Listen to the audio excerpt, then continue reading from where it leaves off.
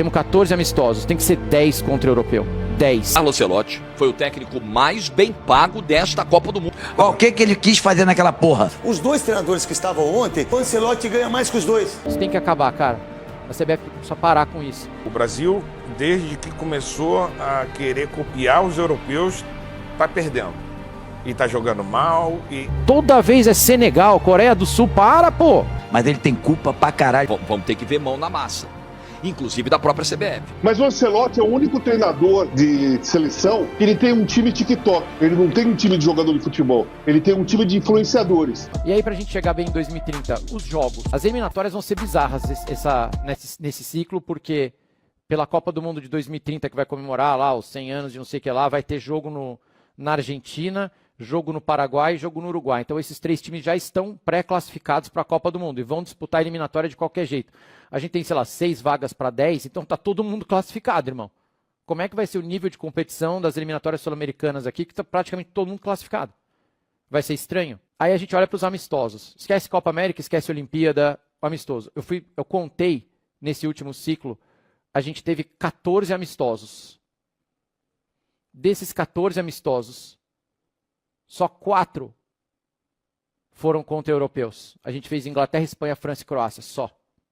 E acho que a gente não tem uma vitória, né? De 14, só 4. E vai começar um novo ciclo agora. E a gente vai fazer o primeiro jogo contra a Austrália e depois, sei lá, Nova Zelândia, sei lá o que é lá. Isso tem que acabar, cara. A CBF precisa parar com isso. Para de jogar na Austrália, na Coreia, na Nova Zelândia. Chega disso aí.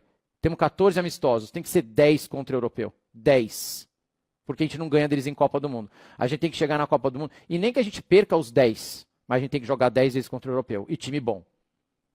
Esse negócio de Brasil, World Tour, não, cara. Joga no Brasil e na Europa, só. Só joga amistoso grande aqui e na Europa contra time europeu. E aqui, pressão. Bota no Maracanã, bota no Morumbi, coragem. Bota na Neoquímica. Bora tomar vaia. Vamos tomar vaia. Vamos perder pra Noruega aqui e tomar vaia. E ver os caras aplaudindo o Haaland. Vamos tomar vaia, pô. Vamos engrossar o couro. Para de jogar contra a Coreia do Sul.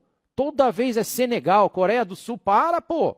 A gente fez amistoso contra Guiné, México, Estados Unidos, Panamá, Egito, Tunísia. 14 jogos, 10 contra europeus, 5 aqui, 5 lá.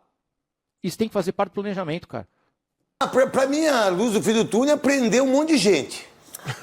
Prender aqueles que fazem o mal pro futebol, aquele que administra o mal o dinheiro, aqueles que contratam jogadores só de empresários. A gente tem que entender que a gente tem que dar um basta. E se nós não dermos um basta, a gente vai ficar 28, 32, 36, 40 anos sem ganhar títulos. Não é só ganhar o título, é fazer uma boa Copa. Como que você faz uma boa Copa? Tendo planejamento, sabendo dos campeonatos, tendo entendimento dos jogadores brasileiros. Os dois treinadores que estavam ontem, os dois juntos, o Ancelotti ganha mais que os dois. Um ano de seleção, convocou o Neymar sem condições, o Casimiro, o Danilo. Olha que absurdo, olha que coisa feia. Não deixou um legado de goleiros para 2034, laterais, volantes, atacantes. Então, isso foi uma vergonha. Mais vergonhoso é o Ronaldo Fenômeno entregando a taça para o Donald Trump. Para mim, isso foi aquilo que é a CBF. Isso justifica o que é a CBF. É o Ronaldo entregando a taça para aquele laranja lá. Eu não estou aqui dizendo que o Ancelotti é o principal culpado, mas ele tem culpa pra caralho nessa derrota. Muita coisa. Outra coisa, vou te fazer uma pergunta. Ele tira o Guimarães, Bruno Guimarães, e bota o Ederson. Pra quê e por quê? Quero entender. O que ele quis fazer naquela porra? Eu também não entendi, mas vamos lá também. Eu tô sendo advogado do diabo. Não, olha aqui. Não temos lateral.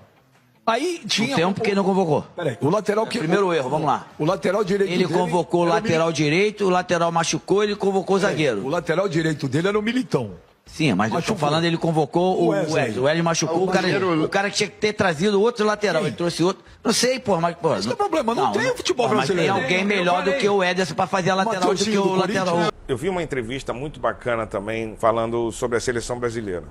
Ele falou assim: o Brasil, desde que começou a querer copiar os europeus, tá perdendo.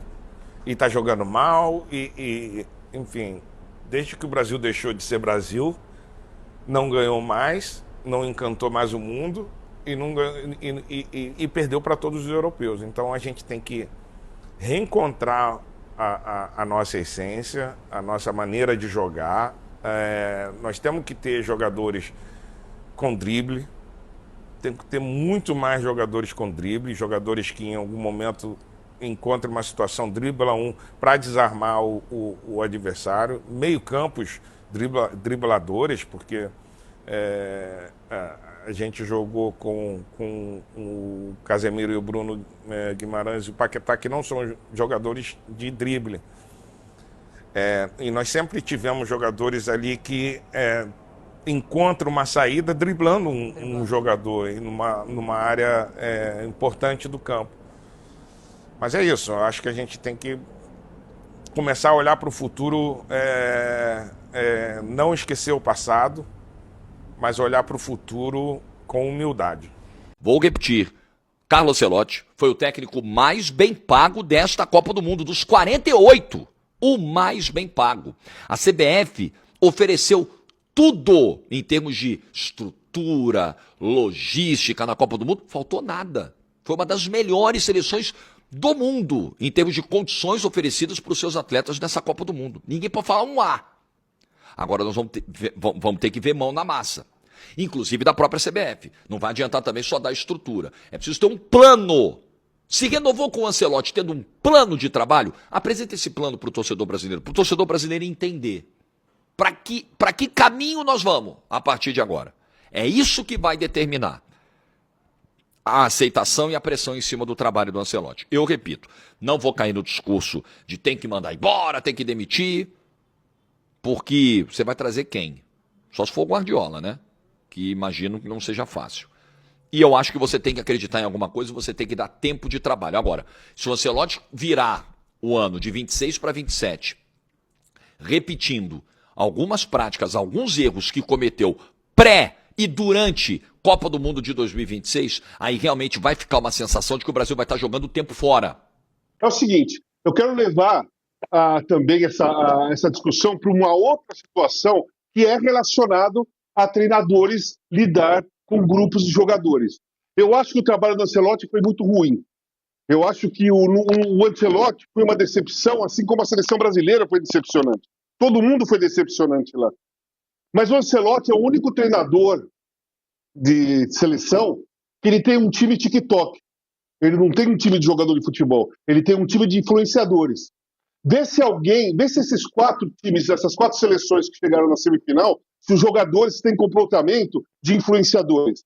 Vê se essas 4 seleções que estão na semifinal, e 2 vão disputar a final, se eles têm jogadores que vivem no TikTok, que ensaiam dancinhas para comemorar gol. Porque quando você comemora gol dançando, é porque você ensaiou no quarto. Então, lá no quarto, ao invés de estar focado no jogo, vocês estão ensaiando alguma dancinha. Então, vê se o Scaloni, o Deschamps, o De Fuentes, o Tuchel, tem que lidar com um jogador desse tipo. Né? Então, eu acho que o Ancelotti ele foi decepcionante nas decisões que ele tomou. Ele foi decepcionante para mim porque eu acreditei que ele fosse chegar e quebrar a panela da seleção brasileira.